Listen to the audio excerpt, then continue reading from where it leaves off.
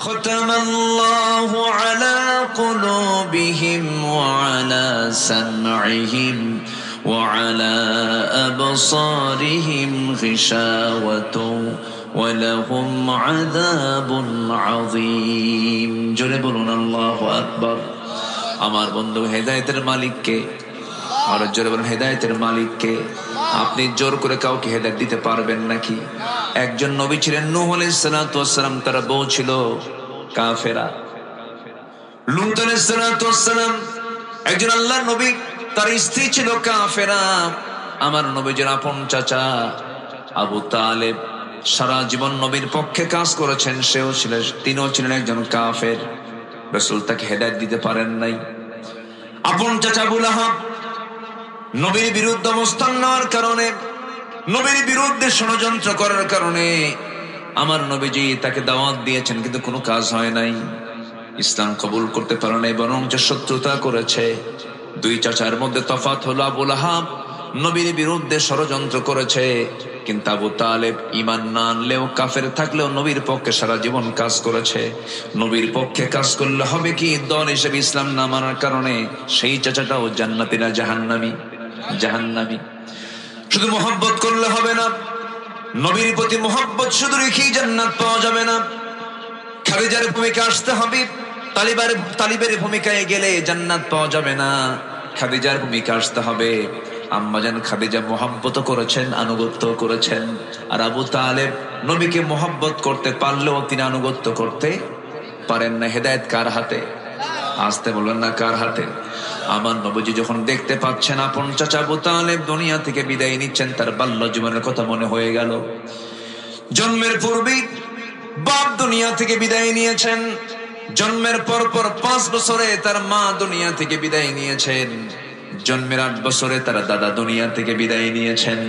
সে 8 বছর থেকে শুরু করে নিয়ে নবুয়ত পর্যন্ত, নবুয়ত পরবর্তী একটা সময়, নির্দিষ্ট সময় পর্যন্ত, যে রাসূলকে ডানে বামে সামনে পেছনে জেল খেটে পর্যন্ত রাসূলকে মহব্বত করে তাকে কাছে টেনেছেন, তার নাম হলো আবু তালেব। মহব্বত ছিল, কিন্তু ঈমান, আসতে বলেন, ঈমান ছিল না। মহব্বত আছে, ঈমান নাই, কাজ হবে না। ঈমানটা থাকতে হবে তার সবার আগে। কিন্তু আপনি তো হেদায়েত দিতে পারবেন না। হেদায়েতের চাবি কার হাতে? আসতে বলবেন না, কার হাতে? আমার নবীর হাতে যদি হেদায়েতের চাবি থাকতো, রাসূল তাকে কালেমা পড়ায়া দিতে পারতেন, হেদায়েত দিতে পারতেন। আমার নবীজি তাকে জোরাজোরি কখনো করেন নাই, কারণ আবু তালেব সচেতন মানুষ ছিলেন। তিনি জানতেন মুহাম্মদ আল্লাহর নবী। নিজের 2টা ছেলে জাফর এবং সাইয়েদনা আলী রাদিয়াল্লাহু আনহুমা দুজনকে ডাক দিয়ে বলছেন, আলী, জাফর, তোমরা দুইজনই আমার ভাতিজার কাছে চলে যাও, মুহাম্মাদের দ্বীন গ্রহণ করে না। আল্লাহু আকবার বলেন। দাওয়াত দিত, বলেও দিতেন, যা আমার জাফর মুহাম্মাদের কাছে যা, আলী মুহাম্মাদের কাছে যা, কালেমা পড়। আলী, তুমি দাঁড়িয়েছো মুহাম্মাদের বাম পাশে, জাফর তুমি মুহাম্মাদের ডান পাশে দাঁড়িয়ে নামাজ পড়ো। আল্লাহ, এক আশ্চর্য। আবু জেহেল খেপে যায়, রেগে যায়। আবু তালেব সামনে দাঁড়িয়ে বলে, আবু জেহেল, আমার ভাতিজা মুহাম্মাদের একটা পশমের ক্ষতি হলে আমি আবু তালেব ছাড় দেব না। এত কিছু করার পরও আবু তালেব জান্নাতি না জাহান্নামী? কি নাই? বলেন, কি নাই? এই জন্য সবচেয়ে বড় পুঁজি আমাদের, কি বলেন? জোরে বলেন, আমাদের সবচেয়ে বড় পুঁজি কি? কুফর না ঈমান? কুফর না ঈমান? শিরিক না ঈমান? বেদাত না ঈমান? এই জন্য শিরিক, কুফর এগুলো হচ্ছে ভ্রষ্টতার পথ, আর ঈমান আনতে হবে, ঈমান হচ্ছে জান্নাতের পথ। আল্লাহু আকবার। আমি কোরআনের সুর মাঝে শুনেছি যে নাম, আযানের সুর মাঝেও শুনেছি সে নাম। ও নাম শুনেছি আমি আমার হৃদয়। হে রাসূল, নবীজি তোমায়। হে রাসূল, নবীজি তোমায়। সবাই বলি সাল্লাল্লাহু আলাইহি ওয়াসাল্লাম। ভালো রাখেন কে? আবার অসুস্থ করে দেন কে? সবকিছুর ফয়সালা কার হাতে? সেই মহান রবের শানে বলছি আলহামদুলিল্লাহ। আবারও বলছি আলহামদুলিল্লাহ। চিৎকার মেরে বলছি আল্লাহুম্মা ইন্নী আসআলুকা আল হুদা ওয়াত তুকা ওয়াল আফাফা ওয়াল গিনা। সবাই বলি আল্লাহুম্মা আইন্নি আলা যিকরিকা ওয়া শুকরিকা ওয়া হুসনি ইবাদাতিকা। আমরা আল্লাহ তাআলার শুকর আদায় করে নিলাম। আমার পূর্বে আজকের মাহফিলের বরেণ্য মেহমান মাওলানা রবিউল ইসলাম বেশ কিছু সময় ধরে গুরুত্বপূর্ণ আলোচনা করেছেন। শেষ ক্লাসে বসেছি, একটু দেরি হয়ে গেল। শেষ হতে যদি দেরি হয় কষ্ট হবে না তো? আমাকে সময় দেওয়া যাবে? আল্লাহ কবুল করুন। জোরে বলি আমিন। সম্মানিত ভাইয়েরা, আমি ভূমিকায় বেশি যাব না, একটু বেশি রাত হয়ে গেছে, আর একটু আগে উঠতে পারলে আরো ভালো হতো। সুসময়ে সুসময়ের কাজ বরকতময় হয়। যেরকম নামাজের ব্যাপারে আল্লাহ পাক বলেছেন আস-সালাতু আলা ওয়াক্তিহা ইন্নাস সালাতা কানাত আলাল মুমিনিনা কিতাবান মাওকুতা। আইয়ুল ইসলামি খায়র আস-সালাতু আলা ওয়াক্তিহা। নামাজ অসময়ে না সময়ে? বলেন বলেন, অসময়ে না সময়ে? সময়। সুস্থ থাকার জন্য খাবার দাবার গ্রহণ করা অসময়ে না সময়ে? সুস্থ থাকার জন্য ঘুমটাও হওয়া দরকার অসময়ে না সময়ে? সময়। জীবনের সকল কাজ সুসময় হওয়া উচিত। জীবনের সকল কাজ সময়কে মেইনটেইন করা হওয়া উচিত। কিন্তু ম্যাক্সিমাম ওয়াজ মাহফিল গুলো আমার দেশে প্রধান মেহমানকে উঠায় দেওয়া হয় এমন সময় যে সময় মানুষের যাওয়ার সময় হয়ে যায়। ঠিক তো, কিন্তু ঠিক তো কিছুই নাই, থাকে না। তো আমি একটু আপনাদের কাছ থেকে সময় চেয়ে নিচ্ছি।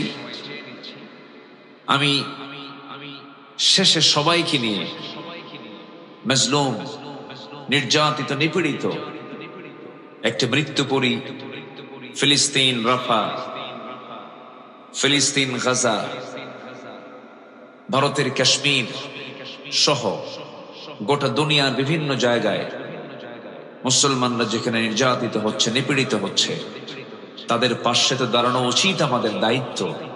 তাদের জন্য দোয়াটাও অন্তত করা দরকার। সবাই আমাকে শেষ পর্যন্ত সময় দিতে রাজি আছেন তো ইনশাআল্লাহ? আল্লাহ কবুল করুন। জোরে বলি আমিন। এখানে যত ভাই বসে আছেন, আমার ধারণা আশপাশে এর চাইতে ৩-৪ গুণ লোক বেশি বাইরে আড্ডা মারছেন। আমি যত লোক দেখলাম বাইরে, এবং পাশে মাশাআল্লাহ অনেক বড় মার্কেটিং আছে এখানে, না? মার্কেট কি বলবো, এটা দোকানপাট, মার্কেট বলেন অথবা যা বলেন আছে। সেখানে অনেক পীর বুজুর্গরা বসে আছেন, ওয়াজ মাহফিল বাদ দিয়া বসে আছেন।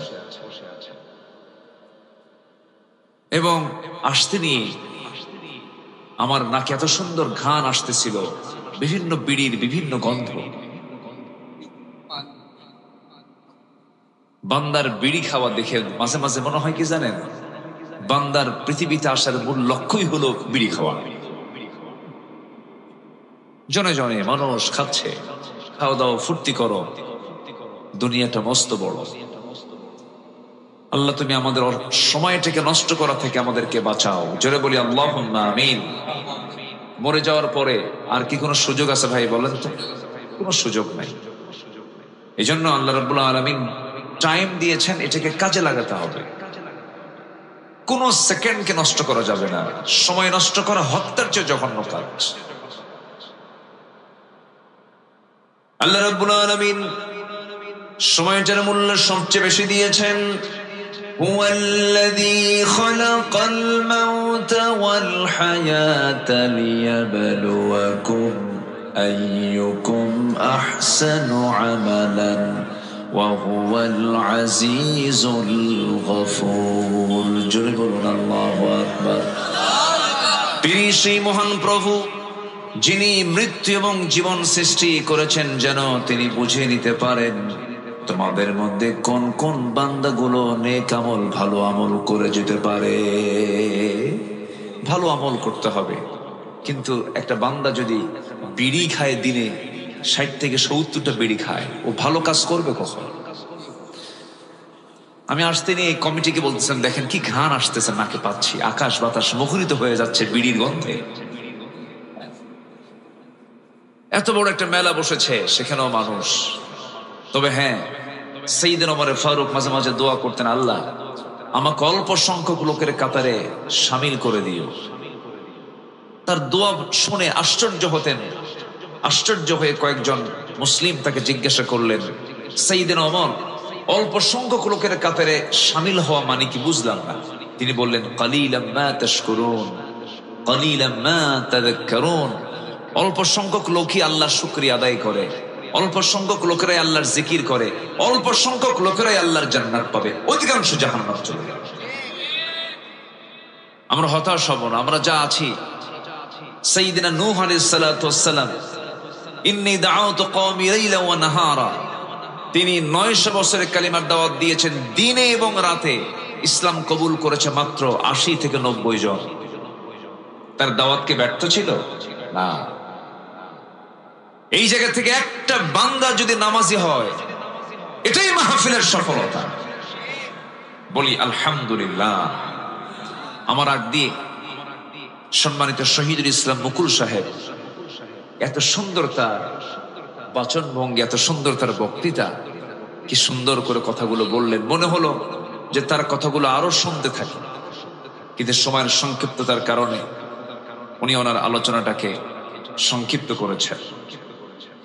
আল্লাহ তুমি তার সকল কথাকে আমাদের জীবনে, বাস্তব জীবনে আমল করার তৌফিক দিয়ে দাও। জোরে বলি আল্লাহুম্মা আমিন। সম্মানিত ভাইয়েরা, তাহলে আমরা সময়কে নষ্ট করব না কাজে লাগাবো?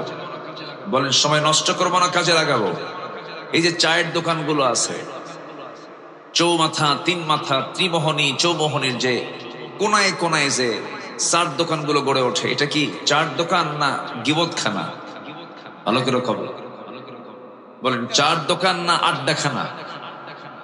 গিবতের আড্ডাখানা। এগুলোতে মুসলমানের সময় নাই। ওরে বাপ রে বাপ, এটা কোন, এটা কে বাবা? ও তো থামেও না দেখি।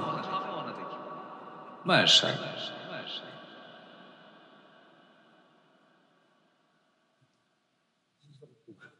জি, জাহান্নাম কয়টা বলেন? বলেন জাহান্নাম কয়টা? এই জেলার নাম কি বলেন? বলেন, আবার বলেন। জাহান্নাম সংখ্যা কয়টা আর জেলার নাম কি? সাতক্ষীরা। কি সংখ্যা মিল আছে কিনা বলেন? সাবআতু আবওয়াব। জাহান্নামের দরজা, জাহান্নাম হবে হলো, জাহান্নাম হচ্ছে 7টা। এই 7 জাহান্নাম থেকে সাতক্ষীরাবাসীকে অবশ্যই বাঁচতে হবে। রাজি আছেন তো সবাই? আল্লাহ তাআলা বান্দাকে জান্নাত দেবেন বলে মাঝে মাঝে বিভিন্ন জায়গায় বিভিন্ন ভাবে কথা বলেছেন। যেরকম এক জায়গায় বলছেন, আল্লাহ রাব্বুল আলামিন বলেন, হাল আদুল্লুকুম আলা তিজারাতিন তুনজিকুম মিন আযাবিন আলীম তুমিনুনা বিল্লাহি ওয়া রাসূলিহি وتجاهدون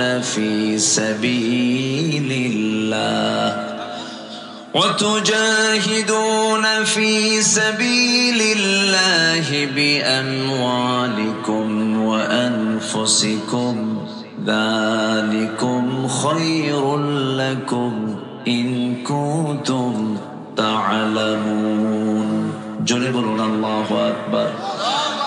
ও সাতক্ষীরাবাসী, ও ইমানদারেরা, 7টা জাহান্নাম থেকে তুমি কি নাজাত পেতে চাও? হাল আদুল্লুকুম আলা তিজারাতিন তুনজিকুম মিন আযাবিন আলীম। যে কাজগুলো করলে তুমি জাহান্নাম থেকে তুমি মুক্ত হয়ে জান্নাত পেয়ে যাবে। সেই জান্নাত পাওয়ার জন্য আল্লাহ রাব্বুল আলামিন বান্দার কি কি আমল লাগবে তা পরবর্তী আয়াতে প্রশ্ন করলেন, আবার পরবর্তী আয়াতে তার জবাব দিয়ে বলছেন, 1 নাম্বার পুঁজি হলো তুমিনুনা বিল্লাহি ওয়া রাসূলিহি ওয়া তুজাহিদুনা ফি সাবিলিল্লাহ। নাম্বার 1 হলো ঈমান আনতে হবে আল্লাহর প্রতি, নবীর প্রতি ভালো করে ঈমান আনো। আর নাম্বার 2 হলো জিহাদ করো কার পথে? আসতে বলবেন না, কার পথে? আরো জোরে বলুন, কার পথে?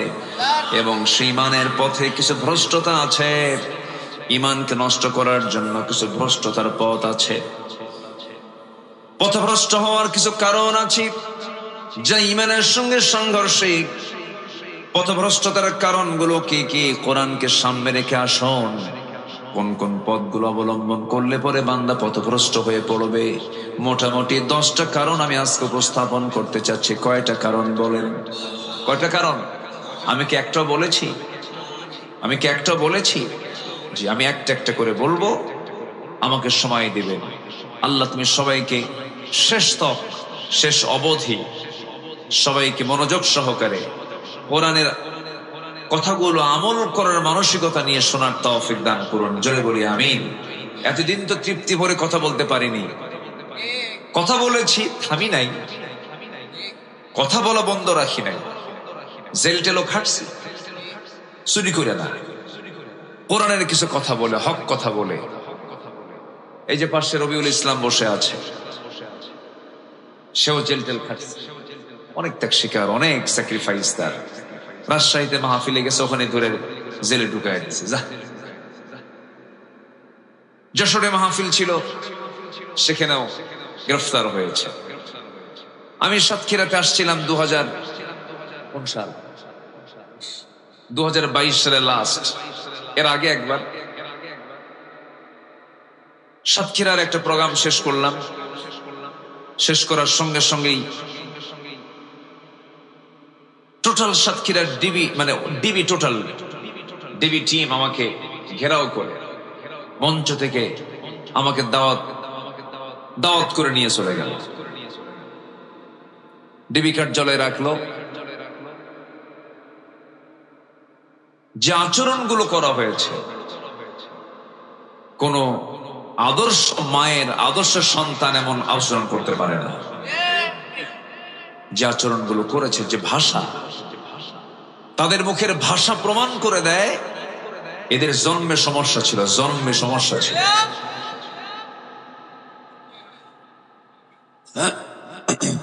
এটা কি? ড্রোন। জি, পাখির চোখে আমাকে আপনাকে দেখাচ্ছে। পাখি কেমন করে দেখে, সে ওড়ে আমাদেরকে দেখাচ্ছে, যেন আলোচনাটার সৌন্দর্য, যেন ডিসপ্লে যেন ভালো হয়। ভালো সাউন্ড ছাড়া হয় না, সাউন্ড ছাড়া, পাখা ছাড়া হয় না, তাই না? একটা আওয়াজ হয়, এই আওয়াজে আলোচনার মনোযোগিতা একটু হলেও বিঘ্ন হয়। যাই হোক, হয়ে গেলে এটাকে ক্লোজ করে ফেলো। আমার দিকে তাকান। সেই সিচুয়েশন কিন্তু এখন নাই। এখন আমরা মুক্ত মনে, মুক্ত জমিনে বসে কোরআনের কথাগুলো বলতে পারছি এবং শুনতে পারছি। কত কোরআনের শ্রোতা মাহফিলের ওয়াজ শুনতে গিয়ে ফেরার পথে অ্যারেস্ট হয়েছে। আছেন এরকম রেকর্ড? আছে না নাই বলেন তো? বিগত সময় 16 বছর এমন সময় চলে গেছে, রাস্তার ফকির পর্যন্ত ধরে নিয়ে তারা মামলা দিছে। রাস্তার ফকিররা পর্যন্ত নিরাপত্তা পায়নি। সম্মানিত বন্ধুগণ, যারা এই অপকর্মের সঙ্গে জড়িত ছিল তারা কিন্তু একটাও এখন দেশে নাই। সব এখন বিভিন্ন জায়গায় পালায় আছে। যিনি প্রধান, তিনি তো মাঝামাঝি বলতেন, এটা আমার দেশ, আমার বাপ স্বাধীন করছে, এরকম বলতেন। ওনার কথা আর ভাব আর মুখের ভেস্কি কাটা দেখে মনে হতো এই দেশ আমাদের কারোই না। পৈতৃক সম্পত্তি। সম্মানিত ভাইয়েরা, অহংকার টিকে না। অহংকারকে মাটির সঙ্গে মিশিয়ে দেন, তিনি আমার কে। আসতে বলবেন না, তিনি আমার কে। যত বিনয়ী হবেন আপনার সম্মান তত বাড়বে। যখনই আপনি অহংকারী হবেন ভাবতে হবে আপনার ধ্বংস খুবই নিকটে। ক্ষমতার মসজিদে বসে ধরাকে সরাজ্ঞান করেছেন, অনেক অহমিকে দেখিয়েছেন, কিন্তু অহংকারকে চূর্ণ করে দিয়েছেন তিনি আমার কে। ফেরাউনকে শেষ করেছিলেন কে? নমরুদকে খতম করেছিলেন কে? নমরুদকে বিদায় করার জন্য আল্লাহ কি পাঠাইছিলেন?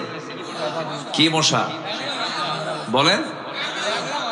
ন্যাংরা না, ন্যাংরা তো পা অচল হলে। এই মশাটা হলো অটিস্টিক মশা, প্রতিবন্ধী, চোখেও কম দেখত, অটিস্টিক। এটা লেটেস্ট কথা। আমরা জানতাম যে ন্যাংরা মশা। ন্যাংরা মানে কি? দুই পা শুধু অচল, তাছাড়া সব শক্তিশালী। কিন্তু এই মশাটা এমন মশা, অটিস্টিক, ওর কিচ্ছু ঠিক ছিল না। আল্লাহ পাক এই মশাকে সিলেকশন দিয়েছেন। মশা দুর্বল কিছু না, কিন্তু মশা খুব মজবুত জিনিস। মশার কামড়ে এখন মানুষ মরে, মরে না? কি মশা? Dengue, Aedes. আল্লাহ রাব্বুল আলামিন সূরাতুল বাকারার ভিতরে আল্লাহ রাব্বুল আলামিন মশার ব্যাপারে কথা বলেছেন, ইন্নাল্লাহা লা ইস্তাহি আন ইয়াদরিবা মাসালাম মা বাউদাতান ফামা ফাওকাহা। মশার উদাহরণ আল্লাহ রাব্বুল আলামিন দিয়েছেন। মশা থেকে অনেক শিক্ষা আছে, মিসাল তিনি দিয়েছেন। আমার বন্ধুগণ, এই মশাটা মানুষকে যে কামড়ায়, পুরুষ মশা কামড়ায় না, মহিলা মশা কামড়ায়। মহিলা মশা কামড়ায়, স্ত্রী মশা কামড়ায়। প্রজনন বৃদ্ধির জন্য রক্তের প্রয়োজন হয়। মহিলা মশাগুলো মানুষের দেহে পড়ে, চামড়ায় পড়ে, রক্তগুলোকে সে তার হুল ফুটায় নিয়ে নেয়। আমার বন্ধুগণ, কিন্তু কিছু কিছু মশা আছে বেহুশ মার্কা মশা, কিছু মশা আছে মোটামুটি স্মার্ট মশা। যখন কারো চামড়ায় বসে, চামড়ায় বসার সঙ্গে সঙ্গে সে আগে দেখে সলিমুদ্দি কি করে, সলিমুদ্দির গতিবিধি আগে লক্ষ্য করে। এরপর চামড়ায় বসে যেখানে সে হুল ফোটাবে তার চতুর্পাশে অ্যানেস্থেসিয়া করে। কি করে? অ্যানেস্থেসিয়া, অবশ করে ফেলে। অবশ করে নিয়ে এরপর ধীরে ধীরে ধীরে ধীরে হুলটা ফোটায়া পরিমাণ মতো রক্তটা নিয়ে সে চলে যায়। সলিমুদ্দি টেরই পায় না। এটা হচ্ছে মানে সফল অপারেশন। কি অপারেশন? সফল, ওর কোনো সমস্যা নাই। আর কিছু মশা আছে বেহুশ, যখন খাওয়া শুরু করে কোনো হুঁশ থাকে না। খেতে খেতে ওর পাখার যে ওজন, ওর দেহের যে ওজন, তার চেয়ে বেশি ওজন হয়ে যায়। নড়তে পারে না, উঠতে পারে না, সেখানেই চিত হয়ে পড়ে মরে। এই 16 বছর যারা ক্ষমতার মসজিদে ছিল, এরা হলো বেহুশ ডাকাত। ঠিক কিনা বলেন? এমন ডাকাতি করছে, এমন খাওয়া খাইছে, হজম হয় নাই, এক দৌড়ে মামুরে দিল্লি গিয়ে পড়ছে। উদাহরণ ঠিক আছে কিনা বলেন? ঠিক আছে কিনা? আল্লাহ পাক কত আগে বলে দিয়েছে। এই মশা যখন রাতের আধারে আপনি যখন ঘুমাতে যাবেন, গোটা ঘর চেক আপ করে দেখলেন কোথাও কোনো মশা নাই, কিন্তু আপনি লাইট বন্ধ করে শুধু ঘুমাতে গিয়েছেন, বালিশে মাথা রেখেছেন, 10 মিনিট যায় নাই, বেশ কয়েকটা মশা দেখলেন, একটা মশা ঘরের মধ্যে নাই। আপনার কানে, আপনার নাকে এসে সারে গামা পাধানিসা কি আছে কিনা বলেন? এই মশাটা আপনি এই জায়গায় অন্ধকারে আপনাকে চিনলো কেমনে? আপনি এখানে মানুষ নামক অস্তিত্ব সে কেমন করে খুঁজে পেল? বিজ্ঞান বলছে, প্রাণীবিদ্যা বলছে, প্রত্যেকটা মশার ভিতরে আল্লাহ রাব্বুল আলামিন এমন একটা সেন্স দিয়েছেন, এমন সেন্সর দিয়েছেন, 75 ফুট দূর থেকে একটা মশা টের পায় এখানে কোন সলিমুদ্দি শুয়ে আছে। জোরে বলি সুবহানাল্লাহ। এই মশার কথা আল্লাহ পাক কত আগে বললেন, আর এখন বিজ্ঞান এটাকে গবেষণা করে বের করেছে। আমার বন্ধুগণ, ওই যে মশার একটা আওয়াজ আমার কানে আসে, আমার নাকে এসে ভন ভন করে, কানে এসে ভন ভন করে যে আওয়াজটা হয়, এটা কিন্তু তার ভোকাল কোন আওয়াজ নয়, এটা তার কণ্ঠের কোন আওয়াজ, এটা যে তার পাখা দুইটা নড়ানোর আওয়াজ।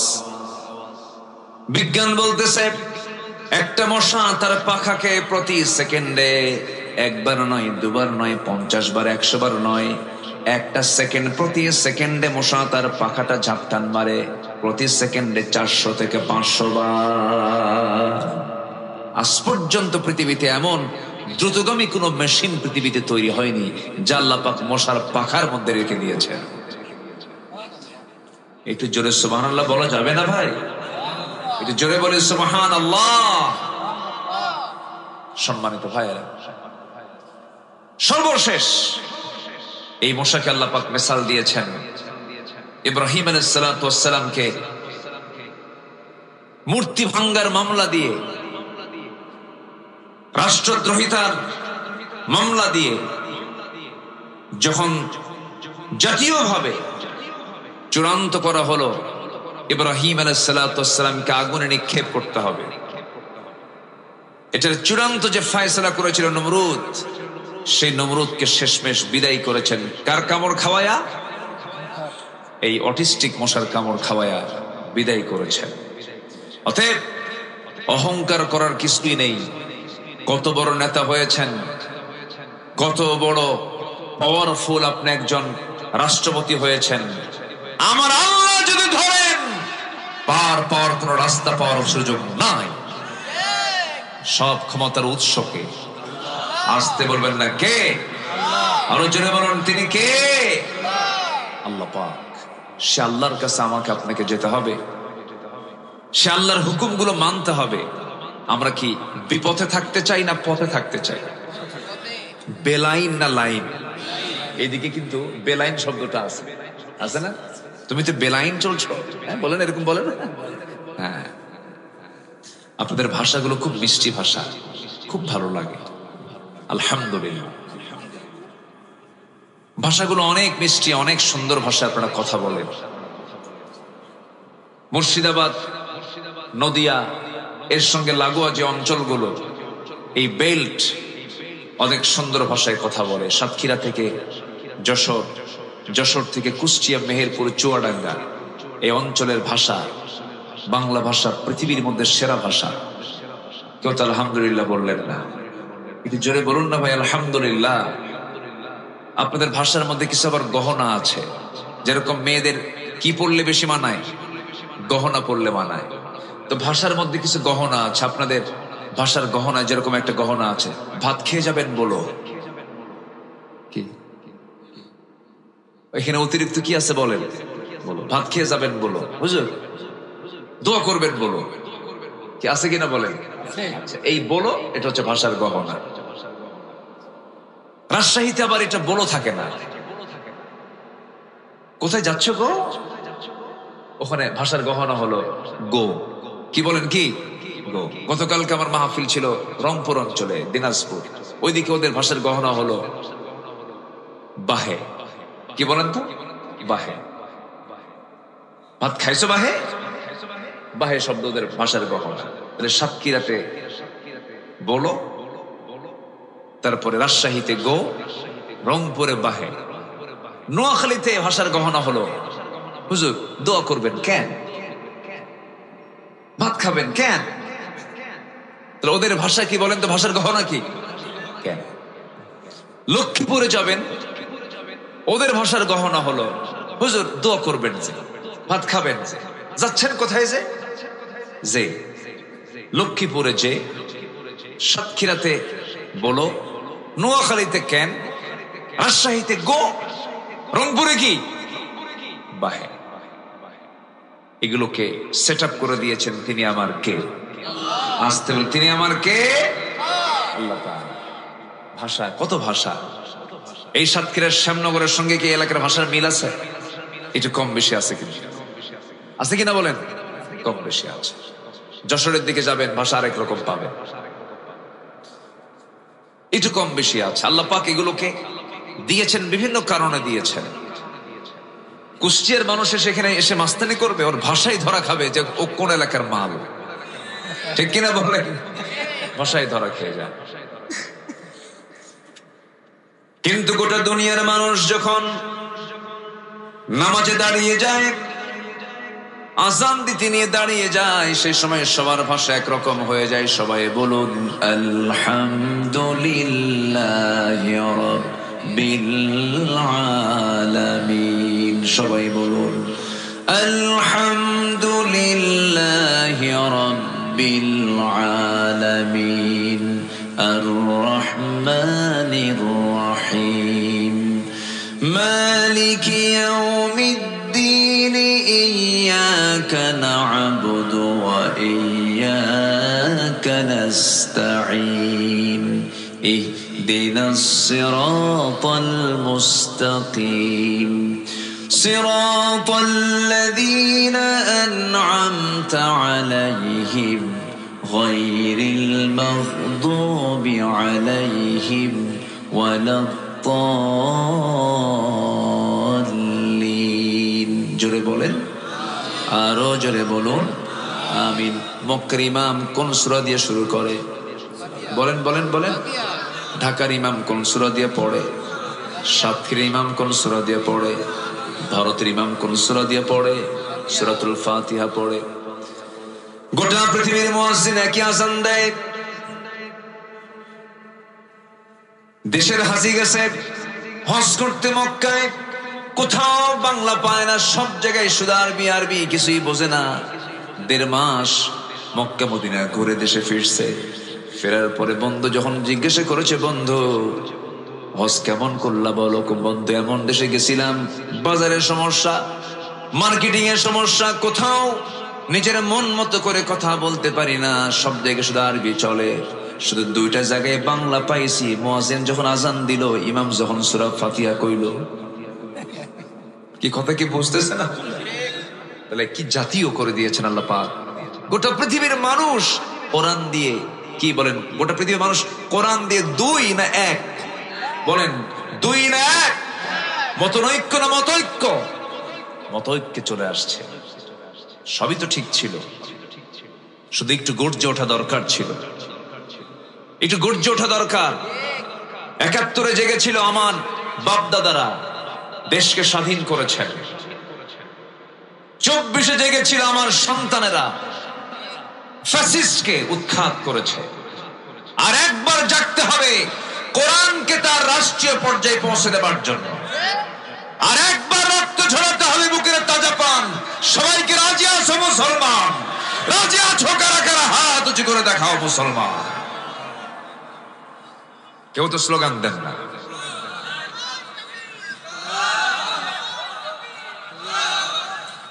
হলো না, একটু মাঝখান থেকে দাঁড়ান না, একটু স্লোগান দেন জোরে।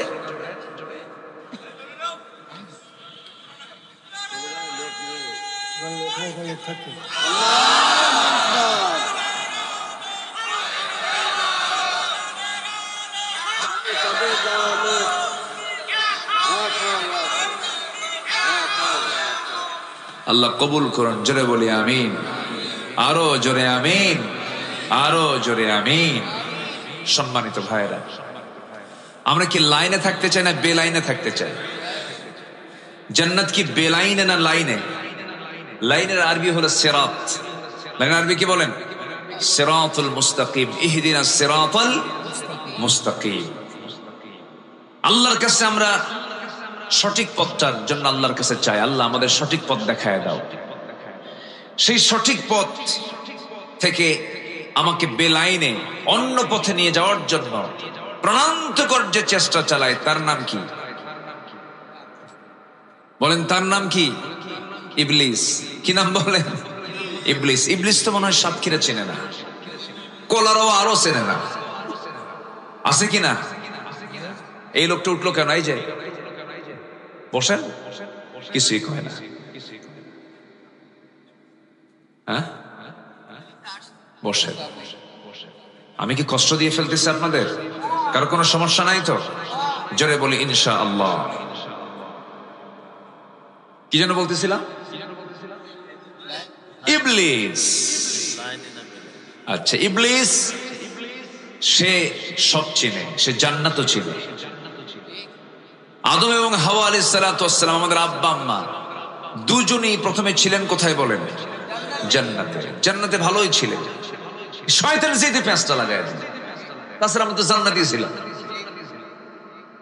শয়তান গিয়ে করলো কি? ফাওয়াসওয়াসা লাহুমা, দুজনকে ওয়াসওয়াসা দিয়ে ফেললো। ফাযাল্লাহুমা, দুজনকে পদস্খলন ঘটায় দিল, হলো না থাকা। কুল্না হাবিতু মিনহা জামিআ, আদম তোমার বউরে নিয়ে, হাওয়াকে নিয়ে তুমি এখন দুনিয়া যাও। কেন? ফালা তাকরাবা হাদিহি শাজারা, কিন্তু চলে গেছো, উপায় তো নাই, নিষিদ্ধ এলাকায় তুমি চলে গেছো, চলে যাও। তো শয়তান যদি জান্নাতের মধ্যে ঢুকে আমার বাপ মা আদম এবং হাওয়াকে যদি টার্গেট করে যদি ধোকায় ফেলতে পারে, শয়তান তো মাহমুদপুর চেনে না, করোনা চেনে না, নাকি চেনে? কি চেনে না? আছে, কিন্তু বসে আছে। ওর টার্গেট হলো কেমন করে লোকগুলোকে এখান থেকে বের করে নিয়ে যাওয়া যায়। আর ইমানদারের চিন্তা হলো কেমন করে এখান থেকে আমি হেদায়েত নিয়ে যেতে পারি। বলি আলহামদুলিল্লাহ।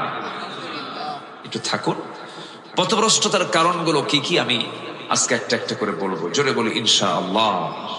মানুষ আল্লাহর পথ থেকে কেমনে ভ্রষ্ট হয়ে যায়, সে কেমনে বেলাইনে চলে যায়, কোন কোন অপকর্মগুলো করলে পরে কোরআন সুন্দর করে বলে দিচ্ছে। 10টা পয়েন্টে 10টা কারণ আমি তুলে ধরবো, একটাও কিন্তু বলিনি, কেবল আলোচনা শুরু, নুরু আলোচনা শুরু। ঠিক আছে না? জি। আল্লাহ রাব্বুল আলামিন বলেন, যেখান থেকে আমি তেলাওয়াত দিয়ে শুরু করেছি, কোরআনটা আমি খুললাম, প্রথমে পেয়ে গেলাম আল্লাহর পরিচয়। সূরা ফাতিহা পড়লাম, এটা দোয়া। সূরা ফাতিহা পড়ার পরে মুত্তাকির পরিচয় পাওয়া যায়, হুদাল্লিল মুত্তাকিন আল্লাযীনা, মুত্তাকিদের পরিচয়। এরপরেই মুত্তাকির পরিচয় শেষ হলে মুনাফিকদের পরিচয় আল্লাহ রাব্বুল আলামিন শুরু করেছেন। আমার বন্ধুগণ, মুত্তাকি হওয়ার জন্য মুনাফিকি ছেড়ে দিতে হবে, মুত্তাকি হওয়ার জন্য ফুসুকি ছেড়ে দিতে হবে, মুত্তাকি হওয়ার জন্য মুনাফিকি ছেড়ে দিতে হবে, মুত্তাকি হওয়ার জন্য কুফরি ছেড়ে দিতে হবে, মুত্তাকি হওয়ার জন্য ফুসুকি ছেড়ে দিতে হবে, মুত্তাকি হওয়ার জন্য মুজরিম পাপ কাজ ছেড়ে দিতে হবে। মহান রব্বুল আলামিন সুন্দর করে বলছেন, ইন তাজতানিবু কাবাইরা মা তুনহাউনা আনহু নুকাফির আনকুম সাইয়্যাতিকুম ওয়া নুদখিলকুম মুদখালান কারীমা। জোরে বলুন আল্লাহু আকবার। বান্দা, তুমি যদি বড় বড় কবিরা গুনাহগুলো ছেড়ে দাও, ছোট ছোট গুনার দিকে আমি আল্লাহ তাকাবই না। আমি আল্লাহ তোমার तमाम জিন্দেগীর সমস্ত গুনাহগুলোকে মাফ করে সম্মানজনক জান্নাত আমি তোমাকে বুঝাইয়া দেব তোমার হাতে। জোরে কোন সুবহানাল্লাহ। শর্ত হলো বড় বড় কবিরা গুনাহগুলো ছাড়তে হবে। কবিরা গুনার মধ্যে 1 নম্বর কবিরা গুনাহ হলো কুফরি করা। কি করা? কুফরি করা। আল্লাহ রাব্বুল আলামিন সূরা বাকারার 6 নম্বর আয়াত, কয় নাম্বার? আমি যে একটু আয়াত বলতেছি, রাগ করতেছেন নাকি আপনারা?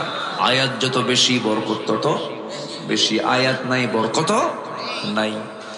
আল্লাহ রাব্বুল আলামিন বলেন, ইন্নাল্লাযীনা কাফারু সাওয়াউন আলাইহিম আআযারতাহুম আম লাম তুনযিরহুম লা ইউমিনুন। যারা কুফরি করে আপনি তাদেরকে সতর্ক করেন আর নাই করেন, কোনো কাজ হবে না, দুটো একই কথা। তারা কখনো ঈমান আনবে না। আমাদের সমাজে কিছু লোক আছে, 1000 বার বুঝান কোনো কাম হবে না।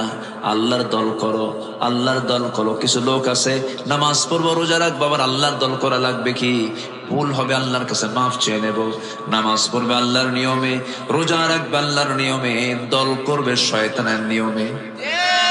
আছে না নাই? আচ্ছা, দল হবে কার নিয়মে? দল করতে হবে কার দল? আসতে বলবেন না, কার দল? আল্লাহর দল। এদেশে বহু দল আছে, এর মধ্যে সর্ববৃহৎ 4টা দল, নাম বলার দরকার নাই, বুঝে নেবেন তো, সবাই তো জানেন। এদেশে অনেকগুলো দলের ভিতরে বৃহত্তম 4টা দল আছে, জনসমর্থন যাদের মোটামুটি আছে, 4টা বৃহৎ দল।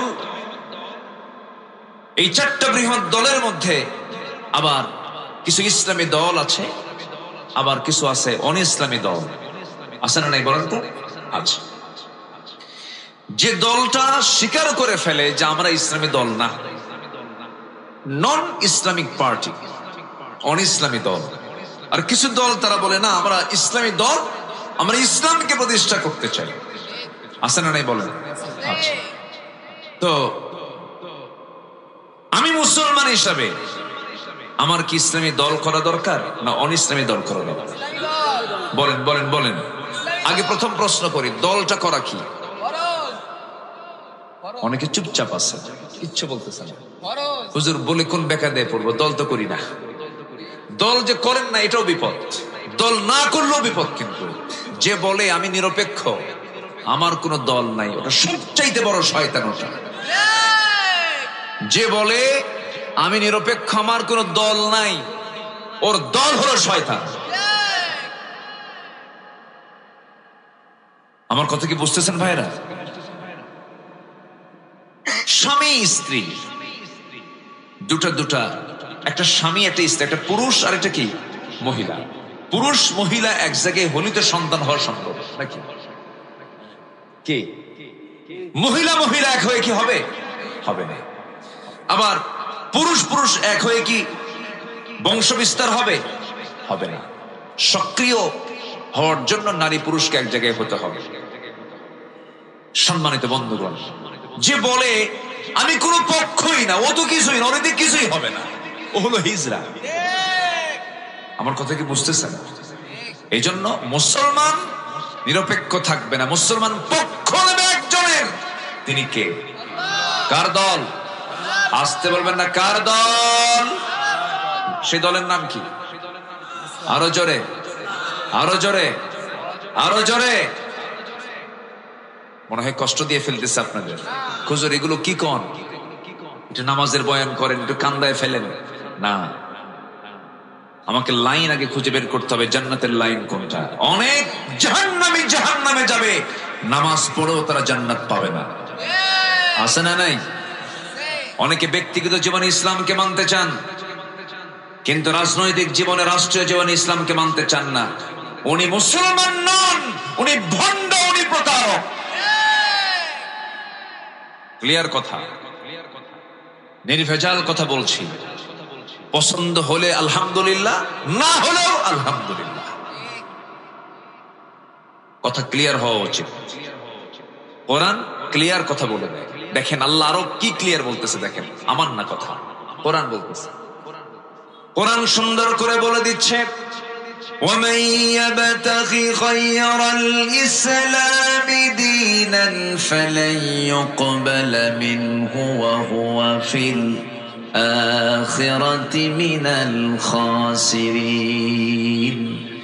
দল হিসাবে, পার্টি হিসাবে, জীবন বিধান হিসাবে যারা ইসলামকে ছেড়ে দিয়ে অন্য কোন দলকে গ্রহণ করবে, নন ইসলামিক পার্টি করবে, অন ইসলামী দল যারা করবে, ইসলামী দল বাদ দিয়া, আল্লাহ বলছেন ওর নামাজ, ওর রোজা, ওর হজ, ওর যাকাত, ওর দান সদকা, মসজিদ মাদ্রাসা নির্মাণ করা, মাহফিল করা, কোনো কিছু কবুল হবে না যদি সেই ইসলামী দল না করে।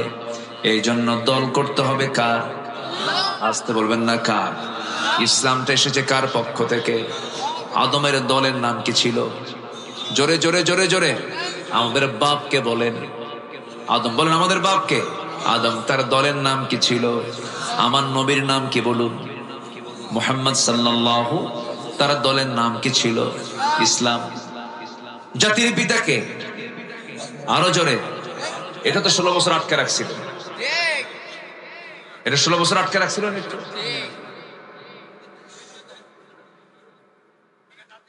এই 16 বছর আটকে রাখছিল। শোনেন, ওঠেন কেন? এই যে মহা মুশকিল না। এই যে ভাই আসছে আবার, মাশাআল্লাহ, আলহামদুলিল্লাহ, মাশাআল্লাহ। ওনার আসলেই নিম্নচাপ ছিল। জি বসেন, এইটা আমার দিকে তাকান। তাহলে এই জাতির পিতা 16 বছরের জন্য একটু ছিনতাই করার চেষ্টা করেছিল। আমাদের জাতির পিতা দুজন না একজন? তার নাম কি? আরো জোরে, আরো জোরে বলেন। হ্যাঁ, ভুল যেন আর না হয়। জাতির পিতা হওয়ার জন্য জোর করে জাতির পিতা চাপিয়ে দেওয়া যাবে না। জাতির পিতা ইলেকশনে নয়, জাতির পিতা আল্লাহ পাক দিয়েছেন, আল্লাহ নিজে নির্বাচন করে দিয়েছেন, নিজে নির্ধারণ করে দিয়েছেন, মিল্লাতে আবিকুম ইব্রাহিম। এমনি জাতির পিতা হননি, পরীক্ষা দিচ্ছেন, পাশ করেছেন। এমন কোন সাইড নেই যে আমরা দাঁড়িয়ে রাখি সুন্নতে ইব্রাহিম। কিছু কিছু সুন্নাহ আছে যেটা সাইয়েদনা ইব্রাহিম সাল্লাল্লাহু আলাইহি ওয়াসাল্লাম থেকে আসছে। খাতনা করি, খাতনা, এটাকে এলাকে কি বলে দেখছেন? খাতনা মানে ওটা করলে মুসলমান হয়ে গেছে নাকি? মুসলমানি নাকি? কি নাম কয়? মুসলমানি বলে। কিন্তু না, এই মুসলমান ছাড়াও খাতনা করার বহু গ্রুপ আছে গোটা দুনিয়াতে, আছে না নাই? আছে। এটা অতিরিক্ত অংশ, এটাকে কেটে ফেলে দেয়, এরকম বহু আছে, কিন্তু তারা মুসলমান না। ওটা কাটলেই, খাতনা করলে যে মুসলমান হয়ে গেল তা কিন্তু না। মুসলমান হওয়ার জন্য খাতনা শর্ত না, ঈমান শর্ত। কি শর্ত বলবেন? ঈমান শর্ত। ইব্রাহিম আলাইহিস সালামের বয়স যখন 80 বছর হলো, কত বছর বলেন? 80 বছর। 80 বছরে কি ইয়াং না বুড়া মানুষ? বুড়া মানুষ। ওই সময় তার একটা কাজ বাদ ছিল, বলা হলো ইব্রাহিম তোমার এই খাতনা করা বাদ আছে, তোমাকে খাতনা করতে হবে, তাই না? কত বছর বলেন? কত বছর বলেন? 80 বছর। আমার বন্ধুগণ, আল্লাহ পাক তাকে জাতির পিতা হিসেবে সিলেকশন দিয়েছেন, এই জন্য তাকে দিয়ে অনেক কিছু কাজ করিয়ে নিয়েছেন। যখন 80 বছর পূর্ণ হলো, তাকে বলা হলো ইব্রাহিম তোমাকে খাতনা করতে হবে। তিনি বলছেন আমি কেমন করে খাতনা করব? কে আমার খাতনা করে দেবে? আল্লাহ বলছেন এই বুড়ো বয়সে তোমার লুঙ্গি খুলবে কে? তোমার সদর কে দেখবে? অতএব তোমার খাতনা তোমাকে করতে হবে। বলুন তো ভাই, এই কাজটাকে সহজ না কঠিন? ছোট যখন ছিলাম, যখন শুনছি যে আসতেছে জাকাতে, ওটার নাম কি? হাজাম। শুনছি শুধু আসতেছে, এই দিক দিয়ে আসে, ওই দিক দিয়ে পিছনে মারে দৌড়, বাপ মা টেনে ধরে না, আবার হাত পা আটকা আমার বাইন দিয়া এরপরে সাইজ করে মুসলমান হও। এই যে খাতনার পদ্ধতি, এটা চালু করেছেন কোন নবী দিয়ে বলেন? বলেন কোন নবী দিয়ে? ইব্রাহিম আলাইহিস সালাতু ওয়াস সালাম। জাতির পিতা হওয়ার জন্য কত কি আল্লাহ পাক তাকে দিয়ে করেছেন। অনেক পরীক্ষা করা হয়েছে, প্রত্যেকটা পরীক্ষায় তিনি ফেল না পাশ করেছেন। আমি খুবই আনন্দিত, আপনারা একটা লোক নড়েননি মাহফিল থেকে, সবাই পিন পতন হয়ে বসে আছেন। বলি আলহামদুলিল্লাহ। পথভ্রষ্টতার কারণ হলো 10টা। কয়টা বলেন তো? 1 নম্বর বলেছে কুফরি করা। কি করা বলেন? কুফরি করা। আরো আছে কয়টা? 9টা। আমরা সুন্দর করে শুনবো, বসে বসে শুনবো। মা বোন মাহফিল আসছেন, আল্লাহ তুমি মা বোনদের অংশগ্রহণকে কবুল করো, বেশি করে মার্কেটিং করার তৌফিক দাও।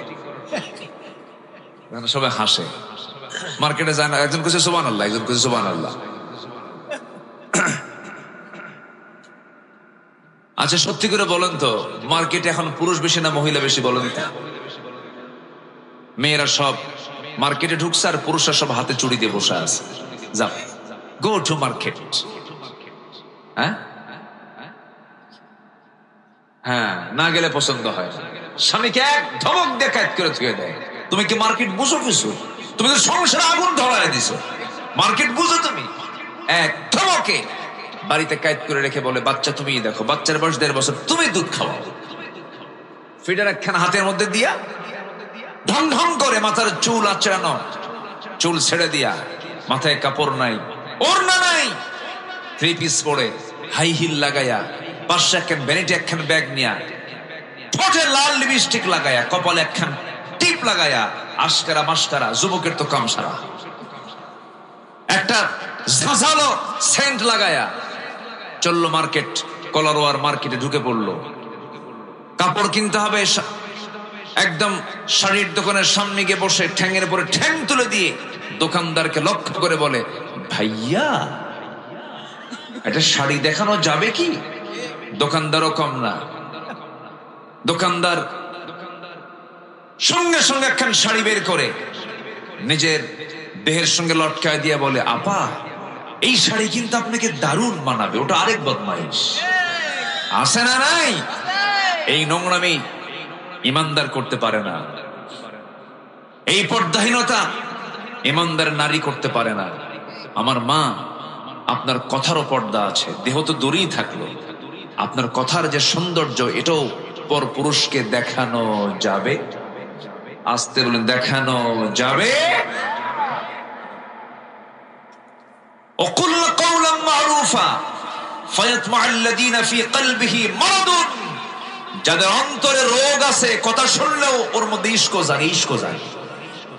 এটা ভাবতে হবে, ঠিক আছে না? যখন কোন পুরুষ আপনাকে বলবে আপনার কথা তো খুব সুন্দর, তখন ভাবতে হবে আপনার কথার বিকৃতি আনতে হবে, আপনার কথার সৌন্দর্য রক্ষা করা যাবে না। যত সুন্দর করে কথা বলবে নারী, কার সাথে? পর পুরুষের সাথে। কার সাথে? স্বামীর সাথে। বিয়ে করছো? বিয়ে করিনি, লোক বুঝবে কি?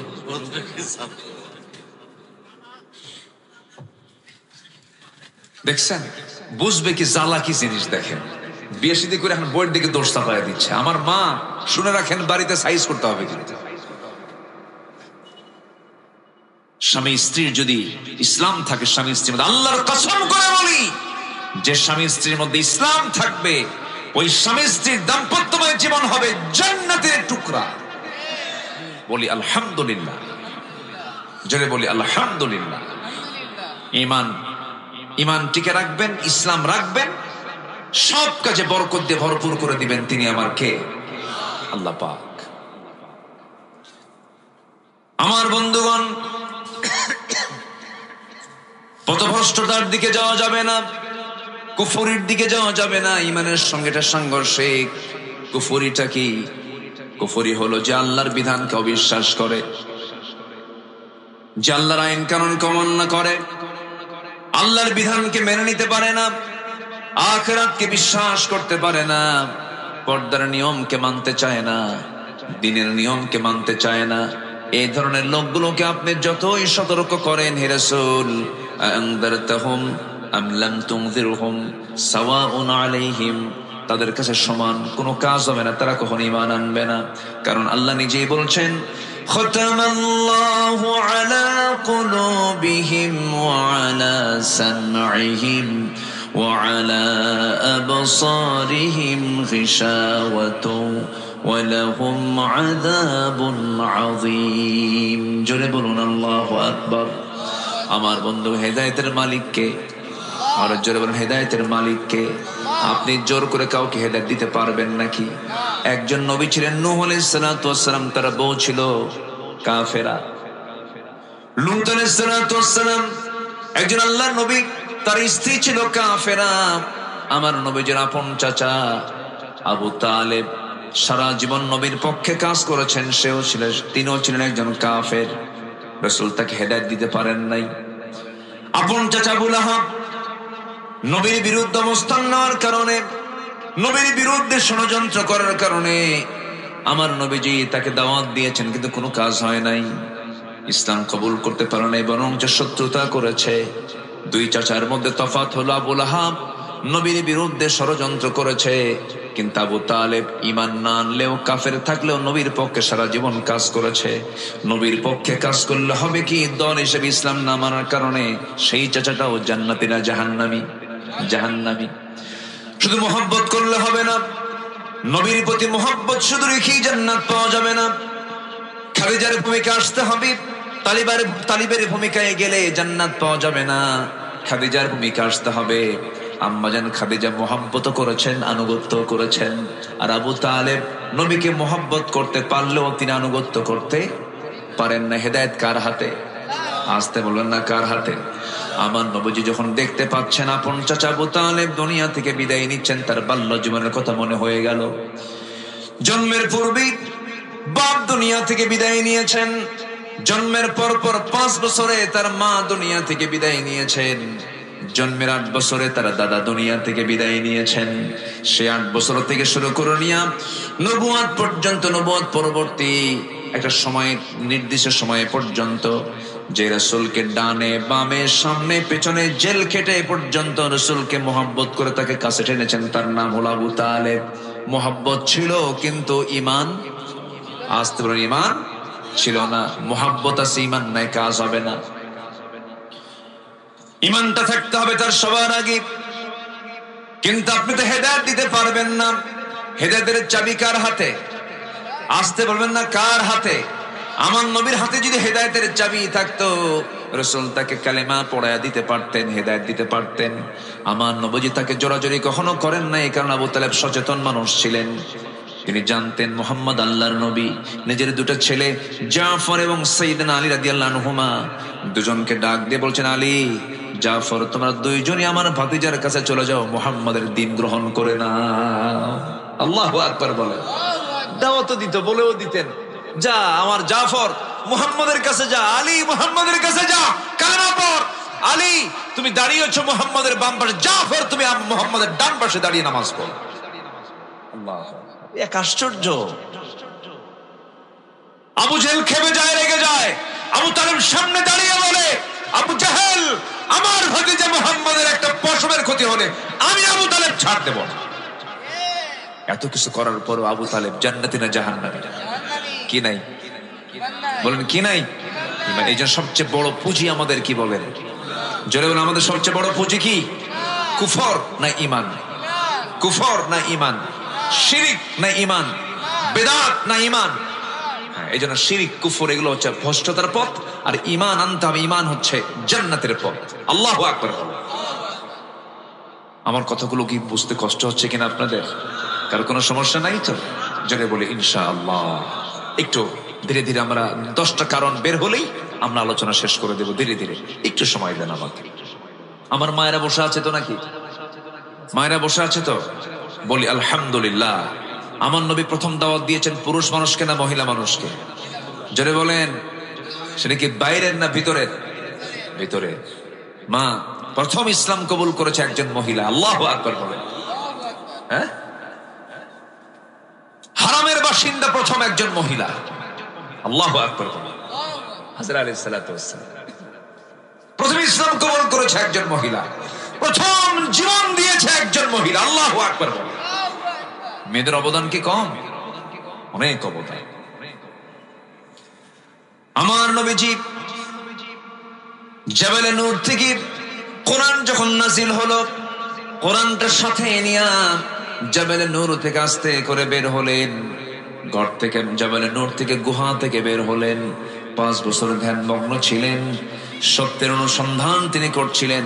তার কাছে সেই ফেরেশতা আসলো যে ফেরেশতা আগের নবীদের কাছে এসেছেন। নবীজির হাতে আল্লাহ কালাম দিয়ে দিলেন, কোরআনে কারীম নাজিল হয়ে গেল। 5টা আয়াত নিয়ে আমার নবীজি জাবালে নূর থেকে নামলেন। নেমে ঘরের সামনে গিয়ে দরজায় গিয়ে কোরআন আনলেন, দরজা খুলে গেল। এবার বলছে, খাদিজা জাম্মিলুনি জাম্মিলুনি, আমাকে বস্ত্র আচ্ছাদন করে দাও। লাকাদ খাশিতু আলা নাফসি, আমি আমার জীবন নিয়ে শঙ্কিত, মরে যাব কিনা জানি না। তবে খাদিজা, আমি তোমাকে আজকে নতুন একটা পরিচয় আমার দেব। আমার পরিচয় তুমি সবসময় জানতো, আমি তোমার স্বামী হই, তুমি আমার বউ হও, তুমি আমার স্ত্রী, আমি তোমার স্বামী, এতটুকুই পরিচয় আমাদের। কিন্তু আজকে নতুন একটা পরিচয় দিতে চাই। কি পরিচয় আমার স্বামী? বলুন। আমি হলাম আখির জামানার পয়গম্বর মুহাম্মদ সাল্লাল্লাহু আলাইহি ওয়াসাল্লাম। আল্লাহ আমার কাছে কোরআন নাজিল করা শুরু করেছেন। আমি আল্লাহর নবী। খাদিজা, তোমার বিশ্বাস হয় নাকি? আম্মা জান খাদিজা চোখের পানি আটকাতে পারছেন না, তিনি কেঁদে ফেলে বলছেন, আল্লাহর কসম করে বলি, 15টা বছর ধরে যার সঙ্গে দাম্পত্যময় জীবন চালালাম, যার মুখ থেকে একটা লাইন বাজে কথা বলতে শুনলাম না, যিনি কোনোদিন মিথ্যা কথা বললেন না, যিনি কখনো অযাচিত কোনো আচরণ করলেন না, যিনি উগ্র স্বভাবের নন, যিনি এত সুন্দর মার্জিত মানুষ, যার মুখে একটা মিথ্যার ছোঁয়া কোনোদিন পাই নাই, সততায় ভরা, নিশ্চয়ই ভরা মানুষ, আপনি যে আল্লাহর নবী হবেন, আমি খাদিজাতে বিন্দু পরিমাণ কোনো সন্দেহ রাখি না। সবাইকে সাইজ করা যায়, বউকে সাইজ করা কিন্তু এত সস্তা না। আপনি আজকে একটা নতুন যে পরিচয় দেন না কেন, বলবে তুমি কয় নাম্বার কোন জাতের লোক আমার জানা আছে। কথা বলছেন না? স্ত্রীর কাছে সার্টিফিকেট পাওয়া কিন্তু এত সহজ না। হুজুর হুজুর মানুষ ঠিকই করে, হুজুর আমি আপনার খুব ভক্ত, কিন্তু বউয়ের কাছে হুজুর হওয়া খুব কঠিন। বউ জানে আপনি কয় নাম্বার হুজুর।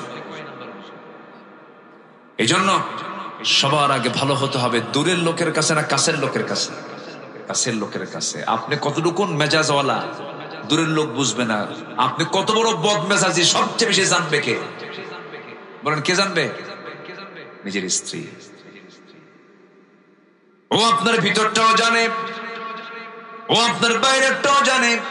আমার নবীজি 15 বছর তার সামনে এমন মডেল হয়েছিলেন, বলতে দেরি হয় নাই, নিজের বাপ দাদার ধর্ম সব মাইনাস করে তিনিও বলে ফেললেন, আশহাদু আল্লা ইলাহা ইল্লাল্লাহু ওয়াহদাহু লা শারীকা লাহু ওয়া আশহাদু আন্না মুহাম্মাদান আবদুহু ওয়া রাসূলুহু।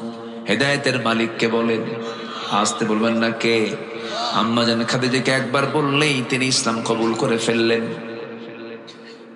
সাইয়েদনা আলীর কাছে গেলেন, 10 বছরের ছোট্ট বাচ্চা, তার সামনে গিয়ে বলছেন, ও আলী, আমি আল্লাহর নবী, তোমার কি বিশ্বাস হয় নাকি? আলী বলছেন, কোনো টেনশন না, আমাকে পড়িয়ে দেন, লা ইলাহা ইল্লাল্লাহু মুহাম্মাদুর রাসূলুল্লাহ।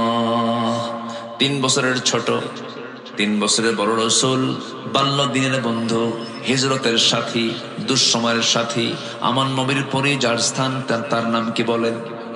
বলেন বলেন কে? সাইয়েদনা আবু বকর রাদিয়াল্লাহু তাআলা আনহু। তার সামনে গিয়ে বলছেন, বন্ধু বন্ধু এদিকে আসো, আমি তোমাকে আজকে নতুন করে আমার একটা পরিচয় দেব। গোটা বাল্য জীবন তোমার সঙ্গে পার করলাম। বাল্য জীবনে বিড়ি খাওয়া আছে না নাই? এই আছে না? বলেন বলেন বলেন। কত দুষ্টামি, কত ফাজলামি, কত গাছের ফল চুরি করা, দুষ্টামি ফাজলামি আছে না? কত কি আছে। এই বাল্য জীবন যার সঙ্গে পার করেছেন, সেই বাল্য বন্ধুর কাছে গিয়ে বলছেন, ও বাল্য বন্ধু আবু বকর, আজকে আমি তোমাকে নতুন একটা পরিচয় করে দেব। আমার পরিচয় হলো আমি আল্লাহর নবী। বলতে দেরি, উত্তর দিতে দেরি হলো না, হাত টাগায় দিয়ে বলছে, বন্ধু, আমি তোমাকে ছোট থেকে আজ পর্যন্ত দেখলাম, তুমি যে আল্লাহর নবী হবে সব গুণ আমি তোমার মধ্যে পেয়ে গেছি। জোরে বলি সুবহানাল্লাহ, আরো জোরে বলি সুবহানাল্লাহ। নবীজি হিজরত করে এসেছেন, নবীজি মেরাজ করে এসেছেন। মেরাজ করে এসে, মক্কার ঘটনা এটা, মক্কি জিন্দেগির ঘটনা এটা। আমার নবীজি ইসরা করেছেন, মসজিদে হারাম থেকে মসজিদ আকসা পর্যন্ত তিনি রাত্রি ভ্রমণ করেছেন। আসরা বিআবদিহি লাইলাম মিনাল মসজিদিল হারাম ইলাল মসজিদিল আকসা। এই যে ইসরা করলেন, মেরাজ করলেন, 29 সেকেন্ড সময়ের ভিতরে এই রাত্রি ভ্রমণ হয়ে গেল। জান্নাত জাহান্নাম দেখা হলো, আল্লাহর সঙ্গে দিদার হয়ে গেল। তিনি বললেন, আবু বকর, সকালবেলা হওয়ার সঙ্গে সঙ্গে বলছেন, আবু বকর, আমি তো গত রাত্রে প্যালেস্টাইন গিয়েছিলাম, বাইতুল আকসা ঘুরে আসলাম, তোমার কি বিশ্বাস হয় নাকি? সঙ্গে সঙ্গে তিনি কেঁদে কেঁদে বলছেন, আমাকে এমন করে প্রশ্ন করছেন কেন বন্ধু? সাদ্দাকতা ইয়া রাসূলুল্লাহ, আপনি সত্যি সত্যি মেরাজ করেছেন, আমি আবু বকর এটাকে সত্যতা করে দিলাম। জোরে কোন সুবহানাল্লাহ। আমার নবীজি বলছেন, আবু বকর, আজকের থেকে তুমি শুধু আবু বকর নও, আজকের থেকে তোমার নাম হলো সিদ্দিক। জোরে কোন আল্লাহু আকবার। শুধু সত্যবাদী নয়, তুমি মহা সত্যবাদী। কি অবিচল বিশ্বাস, কি অবিচল আস্থা ছিল, এটার নাম হলো ঈমান। এটার নাম কি? ঈমান। ঈমান এনেছেন বন্ধু, ঈমান এনেছেন তার স্ত্রী, ঈমান এনেছেন ছোট্ট ভাই, 10 বছরের শিশু সাইয়েদনা আলী ঈমান এনেছেন। কিন্তু চাচার কাছে গিয়ে বলছেন, চাচা একটাবার কালিমা পড়েন। সঙ্গে সঙ্গে আবু তালেব বলছে, মুহাম্মদের আমার ছেলেকে দিয়ে দিলাম, নিয়ে নাও। জাফরকে দিলাম, নিয়ে নাও, কিন্তু আমি না। কি কিন্তু? আমি না। এরকম লোক কিন্তু এখনো আছে। আসতে বলবেন না, আসে না? নেই বলেন তো। আমি না, আমি যাব না। বাবা কেন যাবে না? কেন কালিমা পড়বেন না? সঙ্গে সঙ্গে বলে ফেলে, হাসবুনা, যথেষ্ট, আমার বাপ দাদা যা কিছু করে থুয়ে গেছে, এর বাইরে যাব না। আমার বাপ দাদাও সোর, আমিও সোর। আছে কি না কিছু লোক? আমার বাপ এই দল করে গেছে, আমি কি ওই দল না করে পারি? আমি কি চুরি না করে পারি? এগুলো করা যাবে না। দিন গ্রহণে পারিবারিক বাধা আছে, দিন গ্রহণে রাষ্ট্রে বাধা আছে, দিন গ্রহণে ধনাঢ্য শ্রেণীর বাধা আছে, দিন গ্রহণে মূর্খতার বাধা আছে। এই সমস্ত বাধাকে ডিঙ্গিয়ে দিন গ্রহণ করতে হবে। দিন গ্রহণ কোনো কন্ডিশনে হবে না, দিন গ্রহণ করতে হবে একনিষ্ঠভাবে। কার সন্তুষ্টির জন্য বলেন? আসতে বলে না, কার সন্তুষ্টির জন্য? আল্লাহর সন্তুষ্টির জন্য। এই আবু তালেব কি দেখে নাই? আমার নবীজির বহু মুজিজা ছোট্টবেলা থেকে দেখেছেন তিনি। নবীজির জন্ম হলো রবিউল আউয়াল মাসে, 3 দিন মাত্র বয়স। কয়দিন? 3 দিন মাত্র বয়স। 3টা রাত চলে গেছে, তৃতীয়তম রাত্রিবেলা আবু তালেব রাসূলকে দেখার জন্য তাদের বাড়ির মধ্যে ঢুকলেন। পাশাপাশি বাড়ি তো। এই আবু তালেব রাসূলকে কি পরিমাণ মহব্বত করতেন! নিজের সন্তানকে অন্য বিছানায় রেখে রাসূলকে বুকের মধ্যে জড়িয়ে রেখে ঘুমাতেন। আহারে, আমার মুহাম্মদের বাপ নাই, মা নাই, বুকের মধ্যে জড়িয়ে রেখে ঘুমাতেন। চলে গেছেন ব্যবসা বাণিজ্য করার জন্য সিরিয়ায়, সঙ্গে করে নিয়ে চলে গেছেন। মাঝপথে একজন পরিচয় করে দিয়েছে আল্লাহর নবী হবে, দেরি করলেন না, সেখান থেকে আবার নিয়ে চলে আসলেন। কি দেখেন না আবু তালেব, আমার এই লোকটার ব্যাপারে খুব আমার কাছে কেমন যেন আফসোস লাগে, আমার কাছে কষ্ট হয়। হেদায়েতের মালিককে বলে আবু তালেব কি করেন নাই? রাসূলের মাথা থেকে পা পর্যন্ত ধুয়ে দিয়েছেন, গোসল করিয়ে দিয়েছেন, সান্ত্বনা দিয়েছেন। নবীজি বিয়ের প্রস্তাব পেয়েছেন, সোজা চাচারে গিয়ে বলেছেন, চাচা বিয়ের প্রস্তাব আসছে, কি করবো? আপনি যা বলবেন তাই হবে। আবু তালেব বলছেন, ভাতিজারে তুই আমাকে সম্মান করিস, ভক্তি করিস, আমার জানা মতে এই মক্কা নগরে খালিদের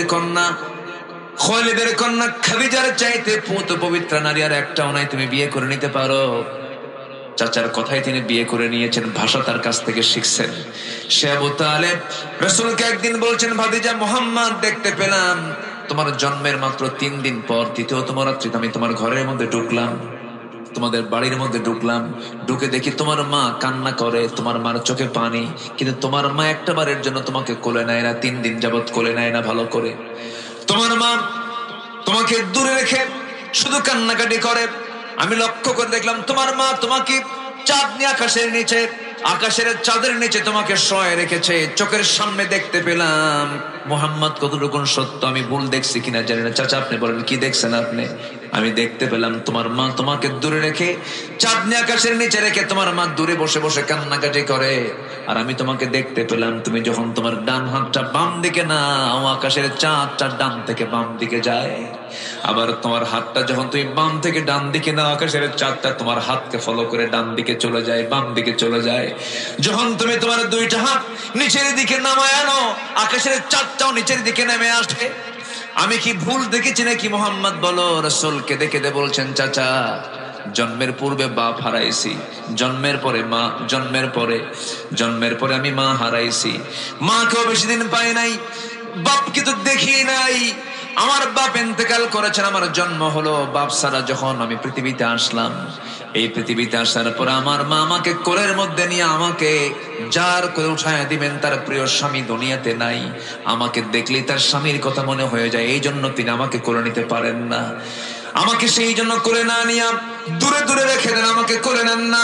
আমাকে সময়টা দেবে কেউ নাই, সেই জন্য মহান রব্বুল আলামিন সেই সময়টা কভার করার জন্য মহান রব্বুল আলামিন আকাশের চাঁদ আমার জন্য আল্লাহ রব্বুল আলামিন খেলনা বানায়া দিয়েছিলেন। এত বড় মুআজিজাগুলো দেখেও আবু তালেবের কপালে ইসলাম জোটে নাই, দিন জোটে নাই। বুঝে নিতে হবে হেদায়েতের মালিক কে। চাইতে হবে কার কাছে? আল্লাহর কাছে। আল্লাহ ইহদিনাস সিরাতাল মুস্তাকিম, এই দোয়াটা প্রত্যেক নামাজে প্রত্যেক রাকাতে আছে না নাই বলেন? ইয়্যাকা না'বুদু ওয়া ইয়্যাকা নাস্তাঈন ইহদিনাস সিরাতাল মুস্তাকিম। আমরা হেদায়েত চাইবো কার কাছে? নামাজ পড়বেন তো সবাই? কয় ওয়াক্ত নামাজ বলেন? কয় ওয়াক্ত নামাজ? একা না জামাতে? বুঝে না না বুঝে, জেনে না না জেনে, সময় না অসময়ে, সুন্দর করে আমরা নামাজ পড়বো। জোরে বলি ইনশাআল্লাহ, আরো জোরে বলি ইনশাআল্লাহ। সম্মানিত ভাইয়েরা, সম্মানিত বন্ধুগণ, 1 নম্বর হলো ভ্রষ্টতার, পথভ্রষ্টতার 1 নম্বর কারণ হচ্ছে কুফরি করা, আল্লাহর আইনকে না মানা, আল্লাহর বিধানকে না মানা, আল্লাহর সৃষ্টিরাজির নিয়ামতকে অস্বীকার করা, এগুলো হচ্ছে কুফরি। নাম্বার 2 হচ্ছে শিরক করা। নাম্বার 2 কি? শিরক মনে হয় আমার দেশে নাই। শিরকের কাজ শুধু অন্য ধর্মের লোকেরাই করে নাকি? যেরকম এজ এ হিন্দু যারা আছেন তারা পূজা করেন, এটা শিরকের কাজ। ওই শিরিক শুধু নয়, মুসলমানদের মধ্যে শিরিক আছে না নাই? আচ্ছা, আসেন দোয়া করি নাকি? আলোচনা চালাবো, জোরে বলি ইনশাআল্লাহ। একটু বসেন, আর একটু সময়, পয়েন্টগুলো আমি শেষ করে দেব। আমার মারা আসছেন, মাদের ব্যাপারে হালকা কিছু কথা একটু বাদ আছে, একটু বলে ফেলবো। আল্লাহ কবুল করুন, জোরে বলি আমিন। আমি কষ্ট দিয়ে ফেলতেছি মনে হয় আপনাদের, অনেক রাত নিয়ে কথা বলার কারণে যদি একটু কষ্ট পেয়ে থাকেন, নাকি কষ্ট পাচ্ছেন? আচ্ছা, শিরিক করা নাম্বার 2 কি করা বলেন তো? শিরিক করা। শিরিকের কাজে যাওয়া যাবে না। ধরেন কথার মধ্যে শিরিক আছে, কোনো কাজ নাই, কাম নাই, কালকে কি করে আমি কি খাবো, কি করে চলবো আমি, বলেন তো? এর মধ্যে কি আল্লাহর নাশুকরি আছে কিছু? হ্যাঁ, আছে কিনা বলেন? রিজিকের মালিক কে? কি করে খাবো আমি, এটা কি ইমানদারের কথা হতে পারে? আমাকে খাওয়াবেন কে? আমাকে খাওয়ান কে? আমাকে চালান কে? আচ্ছা, মুখের খাবার আগে দরকার না নাকের খাবার আগে দরকার? বলেন, নাকেরটা আগে দরকার না মুখেরটা আগে দরকার? নাকেরটা কে খাওয়ান? সরাসরি কে দেন? যে বলে আল্লাহ আমারে খাওয়ায় কেমনে, সোজা নাক চেপে ধরবেন। কি চেপে ধরবেন? যে বলে আল্লাহ খাওয়ায় কেমনে, নাক ধরবেন চেপে, দেখ কে খাওয়ায়। যেগুলো এসেনশিয়াল, বেশি জরুরি, সব আল্লাহ পাক ফ্রি করে দিয়ে, আকাশের চাঁদ, চাঁদের আলো ফ্রি, লিতাহাতাদু। এরপর আকাশের সূর্য ফ্রি, অক্সিজেন ফ্রি, সব আল্লাহ পাক সরাসরি খাওয়ায় দেন। আল্লাহু আকবার বলেন। সূর্যের তাপ ছাড়া কেউ বাঁচবে? বাঁচবে না। কোন প্রাণী বাঁচবে? বাঁচবে না। শীতকালে সত্য প্রবাহের কারণে 7 দিন সূর্য না উঠলে আমরা কি তখন কি থাকি কিছু? খালি বলি আল্লাহ আল্লাহ, সূর্যটা দাও আল্লাহ, সূর্যের মুখটা দেখাও আল্লাহ, কাম সারা হয়ে যায়। কে দিয়েছেন? কে দিয়েছেন? আল্লাহ দিয়েছেন। এই জন্য শিরিক করা যাবে না। শনিবারে বাঁশ কাটা যাবে না, সকালবেলা বাকি দেওয়া যাবে না, মঙ্গলবারে বিয়ে হওয়া যাবে না, বৃষ্টির দিন বিয়ে করলে সারা জীবন তার চোখের পানি ফুরাবে না। এই আছে কিনা বলুন? এগুলো শব্দগত, চিন্তাগত শিরক। এই সমস্ত শিরকের কাজ আমরা জড়াবো না। জোরে বলি ইনশাআল্লাহ। দল করে যাব কাজ, যারা আল্লাহর দল ছাড়া অন্য কোন দল করবে, এটা শিরকের কাজ। এটা কিসের কাজ বলেন? শিরকের কাজ। এটাও করা যাবে না। নাম্বার 3 হলো দুনিয়ার প্রতি অত্যাধিক মোহ, দুনিয়াকে বেশি প্রাধান্য দেওয়া। এটাও পথভ্রষ্টতার কারণ। দুনিয়ার নাজ নিয়ামতে মত্ত হয়ে আখিরাতকে ভুলে যাওয়া। তখন সেই বান্দার দ্বারা দিনকে রাত হতে পারে, রাতকে দিন হতে পারে, হারামকে হালাল বানাতে পারে, ওলট পালট হয়ে যাবে তার। এই জন্য দুনিয়ার প্রতি অত্যাধিক মোহ, সীমা ছাড়া কোনো মোহ রাখা যাবে না। বিয়ে করো ভালো কথা, তোমার বউয়ের সঙ্গে তুমি সম্পর্ক গড়ো, তাও কোনো সমস্যা নাই, কিন্তু নিজের বউ না পরের বউ? আসতে কয়েকজন নিজের বউ না পরের বউ? নিজের বউটার মোহটা এটা আপনার জন্য জায়েজ, এটা আপনার জন্য সওয়াবের কারণ, কিন্তু পরের বউয়ের প্রতি যে লোভটা কাজ করে, এটা কি বৈধ না অবৈধ? অত্যাধিক হয়ে গেল। এটা কি হয়ে গেল? বেশি বেশি হয়ে গেল, গুনার কাজ হয়ে গেল, ধ্বংস। দুনিয়ার প্রতি এত বেশি মোহ রাখা যাবে না। হ্যাঁ, আপনার কামাই করা দরকার। মিন আইনা ইকতাসাবাহু, কোন জায়গা থেকে কামাই করলে, কোথায় ব্যয় করলে, এটাকে চিন্তা করে চালাও। এই কামাই তোমাকে জান্নাতে নিয়ে যাবে। কিন্তু তুমি জনগণের সমস্ত সম্পদগুলো লোপাট করে সুইস ব্যাংকে টাকা জমা করবে, বিশ্বের বিভিন্ন জায়গায় টাকাগুলো পাচার করবে, এটা তোমার জন্য অত্যাধিক মোহ। এটা তোমার দুনিয়াও ধ্বংস করে দেবে, আখিরাতও ধ্বংস করে দেবে, পথভ্রষ্ট হয়ে যাবে তুমি। আল্লাহ রাব্বুল আলামিন সুন্দর করে বলছেন বান্দারে, উলাইকাল্লাযীনা ইশতারাফুল হায়াতাদ দুনিয়া বিল আখিরাহ ফালা ইউখাফফাফু আনহুমুল আযাবু ওয়ালা হুম ইউনসারুন। জোরে বলুন আল্লাহু আকবার। সূরাতুল বাকারা আয়াত নম্বর ৮৬। আল্লাহ রাব্বুল আলামিন বলেন, যারা দুনিয়াকে বেশি প্রাধান্য দেবে তাদের শাস্তির কোনো কমতি হবে না এবং তাদের কোনো সাহায্যকারীও থাকবে না। নাম্বার ৪ হলো শয়তানের যারা প্ররোচনা অনুসরণ করবে, শয়তানের যারা পদঙ্ক অনুসরণ করবে, শয়তানের কাজগুলোকে ভালো লাগবে, যাত্রা ভালো লাগে, মাহফিলও ভালো লাগে, এরকম কিছু ডাবল স্ট্যান্ডার্ড চরিত্রহীন লম্পট আমার দেশে আছে না নাই? আসতে বলবেন না আছে না নাই? বল, আমি তো জনগণের এমপি, তো আমাকে সব জায়গায় যেতে হয়, যাত্রাতেও যেতে হবে, মাহফিলেও যেতে হবে। ওটা হচ্ছে বদমাইশ নাম্বার 1। এই জাতীয় নেতৃত্বের মুখে আমরা জুতা মারি, জুতা মারি, জুতা মারি। ওগুলোর ধারে পাশে আমরা আর যাবো না। বহু দেখা শেষ করেছে। আগামীর দেশ আমরা দেখতে চাই আদর্শ নেতৃত্বের দেশ, কোরআনের দেশ, ইসলামের দেশ। ডক্টর ইউনূসকে আমি ধন্যবাদ দিই, যদিও তিনি ইসলামী দলের কোনো লোক না, ইসলামের ব্যক্তিত্ব না, কিন্তু তার মধ্যে কিছু ভালো দিক আমরা পেয়েছি। কিছু ভালো দিক তার মধ্যে আছে না নাই বলেন? আচ্ছা, ভালো। লোকটার নামই তো সুন্দর, তাই না? দুই নবীর নাম একসঙ্গে নেওয়া, মুহাম্মদ, ইউনূস। বিপদে পড়লে কোন দোয়া বলেন? বিপদে পড়লে কোন দোয়া? আবার আমার দেশ যখন মহা বিপদে পড়ছিল সেই সময় আসছে ওকে, দোয়ার নাম কি? ইউনূস। আমি আমার বুদ্ধি বয়সে যতগুলো বসন্ত আমি পার করেছি আমার জীবনের, আমি আমার বুদ্ধি বয়সে আমি কখনো দেখি নাই আমার দেশের রমজান মাসে রোজাদাররা খাদ্য সামগ্রীর দাম কমাইছে। দেখি নাই। এমন রোজা রাখছে, রোজার বরকতের দাম ডাবল। ঠিক আছে না? কিন্তু দাম কমছে কোন বছর? এই দোয়া ইউনূসের বছর। ঠিক আছে না? পেঁয়াজের দাম একদম হাতের ভিতরে, সাধ্যের মধ্যে দাম ছিল না। মানুষ তৃপ্তি মতো রমজান মাসের জিনিসপত্রগুলো কিনেছে, রোজা রেখেছে। রমজান মাসে জিনিসপত্রের দাম কমানো ভালো। এই রমজান মাসে সমস্ত খাদ্য সামগ্রী একদম স্বাভাবিক ছিল। গতকালকে দিনাজপুরে আমার মাহফিল ছিল, দেখি যে আলু বিক্রি করতেছে। এলাকাতে আলু হয়, আলুর কেজি মাত্র 9 টাকা। কয় টাকা কেজি? 7 টাকা, 9 টাকা কেজি হলো দিনাজপুরে, যে কালকে দেখে আসলাম। তো এই যে একটা খাদ্য সামগ্রী, মানুষের আয় এবং ব্যয়ের যে লেভেল একটু হলেও সমতা হয়েছে। কেন জানেন? ইসলাম না মানলেও কিছু কিছু মানুষ আছে, দেখবেন কিছু হিন্দু আছে মিথ্যা কথা কয় না। আছে কিনা বলেন? আছে না? আছে না? আছে। আপনি যদি জুলুম না করেন, আপনি যদি কারোর প্রতি যদি জুলুমের বোঝা না চাপায় দেন, আল্লাহ পাক একটা কাফেরকে দিয়ে রাষ্ট্র ভালোভাবে চালাতে পারে। জুলুম করা যাবে না। দীর্ঘ 16 বছর আমরা কি নিরাপদে ছিলাম না জুলুমে ছিলাম?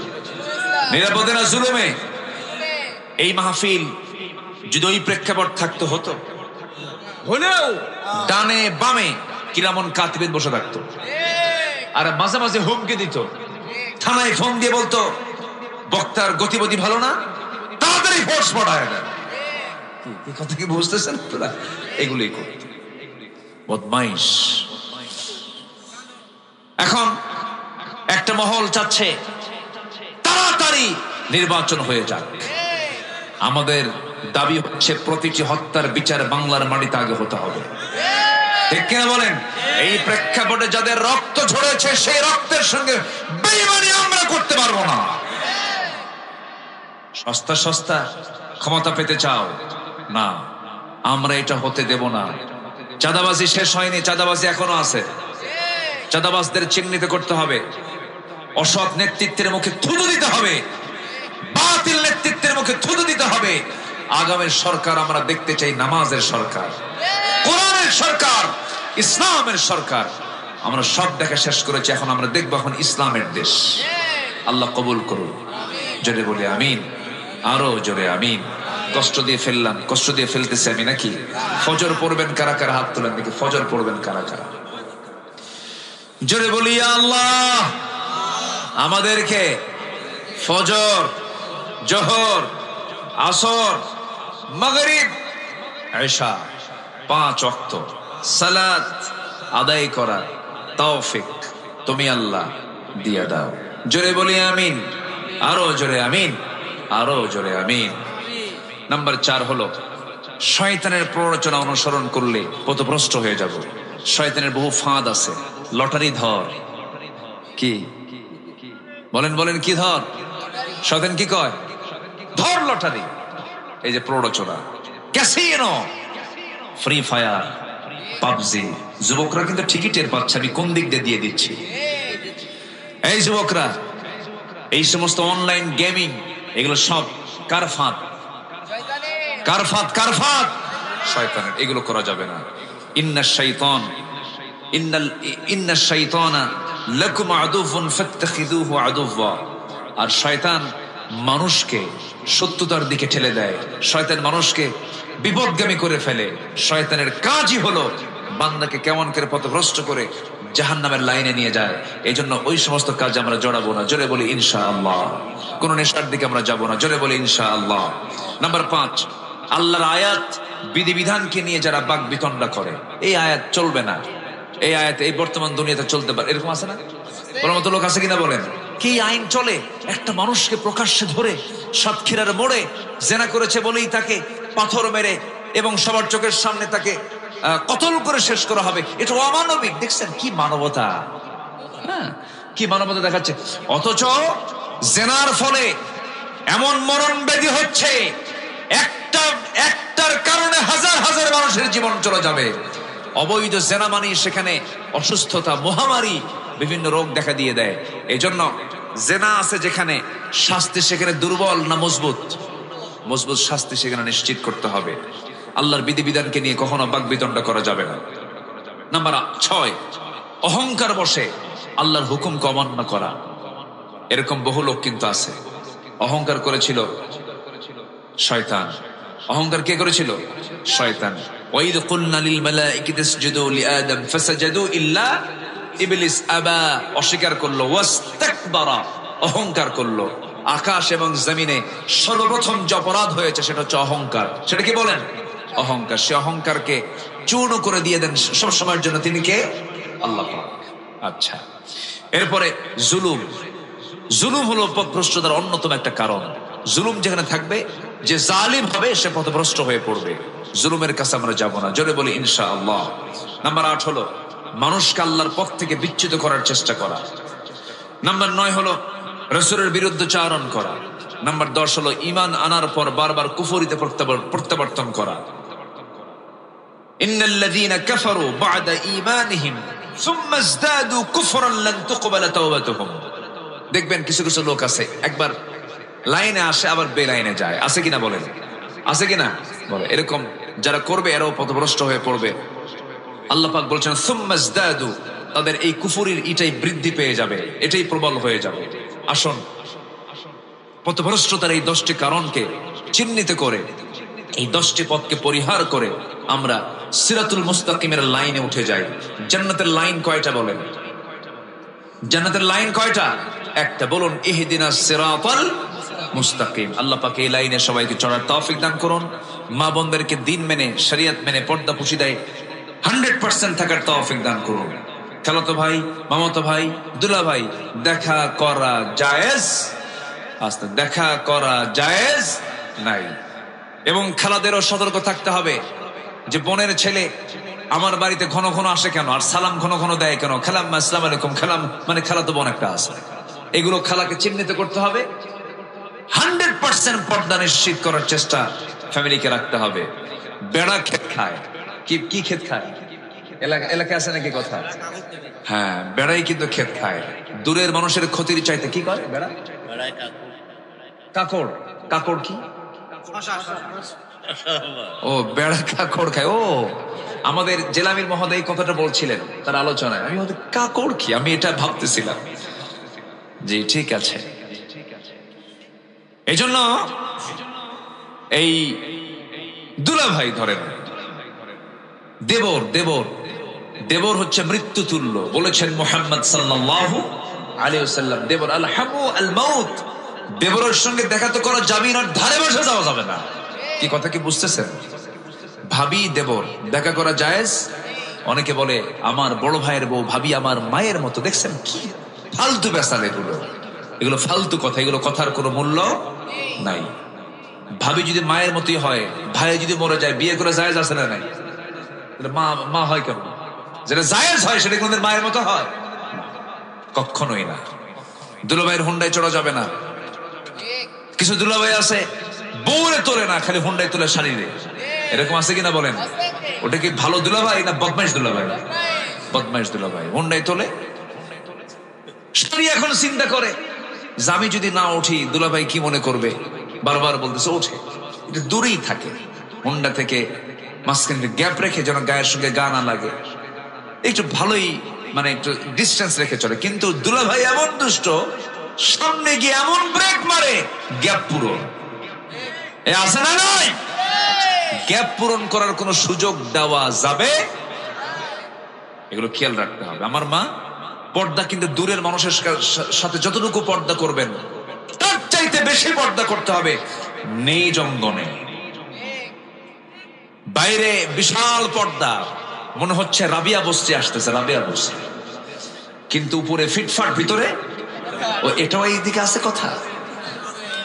সদরঘাট হওয়া যাবে না, উপরেও ফিটফাট ভিতরেও ফিটফাট থাকতে হবে। আল্লাহ পাক বাহিরেরটা দেখবেন না, ভিতরেরটা দেখবেন। এই জন্য ভিতরে সদর হওয়া যাবে না, ভিতরেও কি ফিটফাট থাকতে হবে। আল্লাহ পাক মাদেরকে বোঝার তৌফিক দান করুন। জোরে বলি আমিন। অনেক রাত হয়েছে, যতটুকু হয়েছে আমরা বলে ফেলি আলহামদুলিল্লাহ। সবাই নামাজের মতো করে বসি, এবং যেখানে বসে আছেন আমি ভাবতেছি বসে আছেন কেমনে। এ তো মানে মাটিটা হলো কেমন অসমান মাটি, এত শক্ত মাটি, ওরে বাপরে বাপ। আমি যখন হেঁটে আসতাম, নরম হয়েছে মানে পিছনে যেন একটা সিল লাগে নাকি, নরম না আজকে, শক্ত না? শক্ত না, অনেক শক্ত।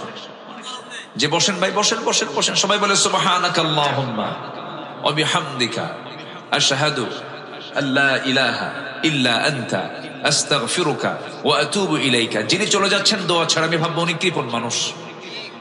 একটু বসেন না, এমন কৃপণতা দেখান কেন? ফিলিস্তিনের জন্য দোয়া করতে হবে না? কৃপণতা দেখান কেন? বসেন, আপনি দোয়া করবেন অন্যের জন্য, আপনার জন্য অন্য মানুষ দোয়া করবে। আপনি দোয়া করবেন না, আপনি দোয়া পাবেন না। বসেন, একটু বসেন। আল্লাহু আল্লাহু কি যে মধুর নাম, আল্লাহু আল্লাহু কি যে মধুর নাম। ধরার তামাম মনি মুক্তায় পন্না হীরা সোনা দানায় হয় না তাহার দাম। আল্লাহু আল্লাহু কি যে মধুর নাম। ডাকলে ও নাম সোহাগ ভরে, নিত্য জোয়ার প্রেম সাগরে। ডাকলে ও নাম মনেরই কাবায়, নাচে রক্ত ঘাম। আল্লাহু আল্লাহু কি যে মধুর নাম। ধরার তামাম মনি মুক্তায় পন্না হীরা সোনা দানায় হয় না তাহার দাম। আল্লাহু আল্লাহু